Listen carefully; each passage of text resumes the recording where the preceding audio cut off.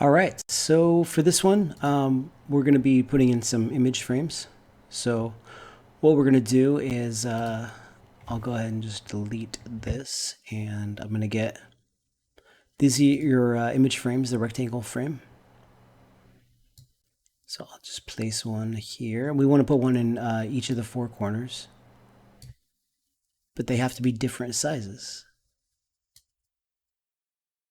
And normally we would worry about things like spacing and stuff like that, but and alignment, but you don't have to for this first lesson.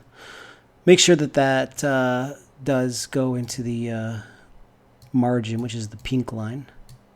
You can move it around if you need to. Don't use this selection tool, the direct select, because if you do that, you will change the shape of your object, which can be helpful, but not for this purpose. So now that we have our frames, I'm going to bring in some photos from the internet. So I'm just going to search up cat, because that's what I always search. And there's a fine looking cat, and I'm just going to copy it.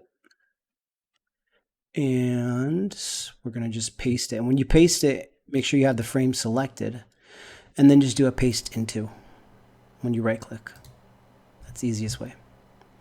I think you could also do a control V. Nope, don't do that. You have to do a paste into to get it in the frame.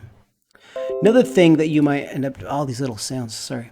Another thing you might end up doing is, we'll say we'll get with this picture, maybe we'll save the image, and I'll just put that in my downloads.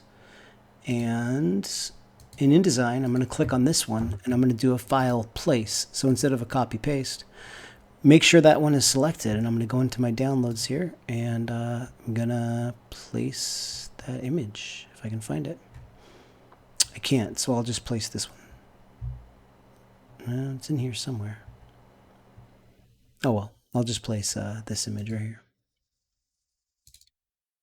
Okay. And let's just get two more. So you, sir, made the cut. And remember, paste into. And finally, this guy. Oh, kitten's pretty cute. So I'm going to now paste that into here. So you'll notice that right now, we have the frames, and we can move the frames if we need to, and you see the picture moves with it.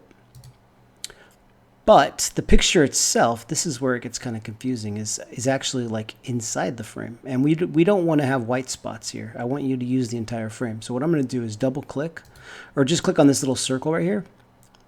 And now we can resize the image. Now I know what you're thinking. Let me just do this. Don't ever do that. Because what you ended up doing is stretching the image, and that always looks terrible. So what I'm going to do instead is hold down Shift and drag it by the corner. And when I say orange, oddly enough, for some of your computers, these are like reversed, and I don't really understand why, but the user interface got changed. So your colors may be switched. If so, just remember you click on that circle and you can switch back to the frame. Now the frame itself, if I was to resize this, it's cropping off part of the image, you can see right there. So let's do that. Let's just go ahead and fill in that whole area. And you can still move it around. So if you prefer, I want to see the sandcastle, just make sure your image is bigger than the frame, or at least the same size. Now for this guy, we got a really big image. And I could squeeze it in there, but there's a little trick that you can use. Makes your life a lot easier, and we use it all the time in this class. And that is to right click, go to fitting, and then choose content aware fit. Let's try that with these two at the same time. Right click, fitting, content aware. And what it's going to do is it's going to try to guess where you want to put it.